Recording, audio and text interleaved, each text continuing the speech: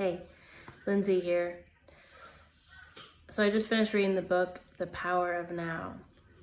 Wonderful book talking about being in the present moment, getting rid of, not getting rid of, I guess, existing with so-called negative and so-called positive thoughts.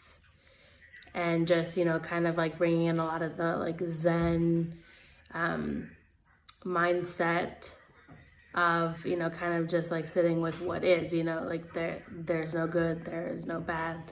There just is.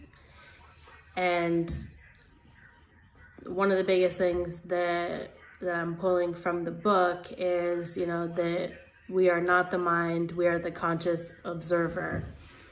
And,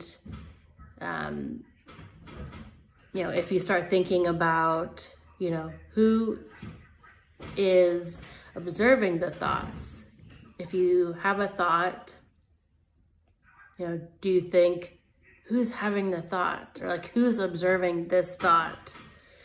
Because I don't know about you, but I've had some pretty insane thoughts. And I've then thought, what the heck? Where did that come from?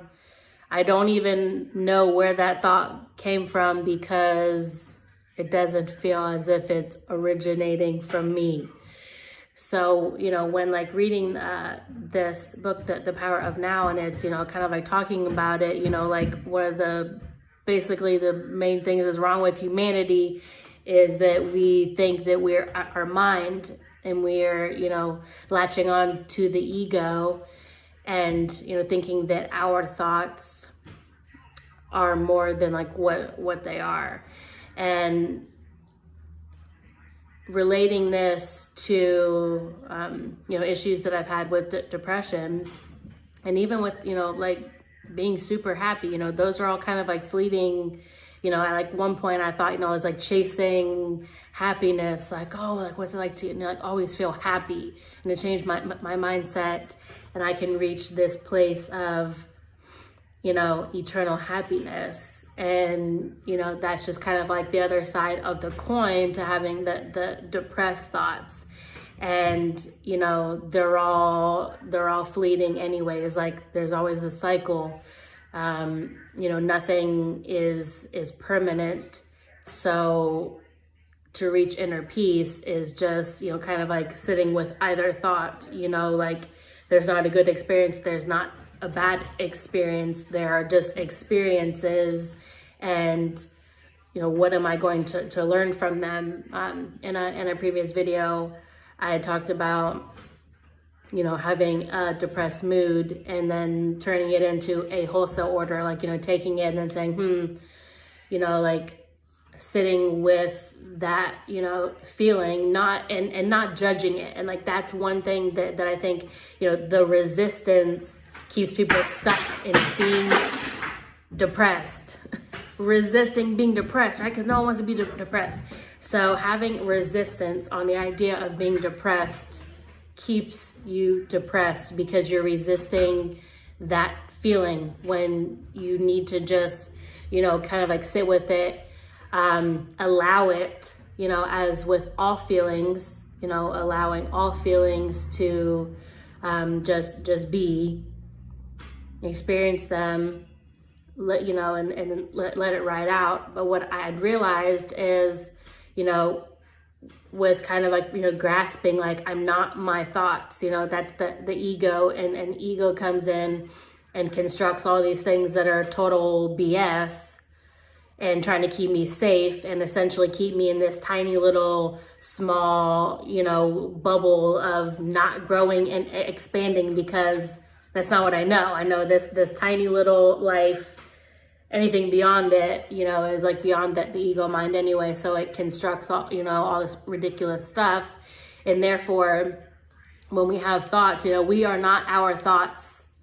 We're a soul living a human experience that has a mind that has thoughts. So as the soul, we are the conscious observer. We are consciousness. And it's only when we get wrapped up in our thoughts that, all this fear and all these, dark side and all these things come out because we're associating with these thoughts that we have. So with the depression, consider when you have a thought come in, consider what it's teaching you rather than have resistance. Oh no, here comes this again. Just like sit with it. Okay, not feeling 100% today. Not quite sure why. Let me just like breathe. Meditate. Especially if you've never meditated, meditate. And the more you don't want to meditate, the more you have to meditate. I can just say from experience, because I've started within the past several weeks, I've been meditating every day, multiple times per day. It's made a huge difference. And I did not want to meditate. I had every excuse as to why I could not meditate, and I did not have time. And the fact is, my brain was just totally everywhere, and I needed to just chill out. And with the meditation, that's helped calm some of these thoughts. So if I'm, having, negative thoughts or, stuck in some kind of mood, I just really just stop, take a second and breathe. This breathing should be used for everything. It's an underused skill to be able to breathe in the moment, but also with meditating, I've found that, these things that we have resistance to is like the ego is keeping us from doing the things that are actually going to make us feel better. The ego is attached to dysfunction. It doesn't matter who you are in some way, unless you have totally transcended ego, you are on like the total Zen, level where you have no reactions to anything. The ego is attaching you to certain dysfunctions, certain labels, mental health labels, whether that's ADHD, bipolar, any kind of label like this.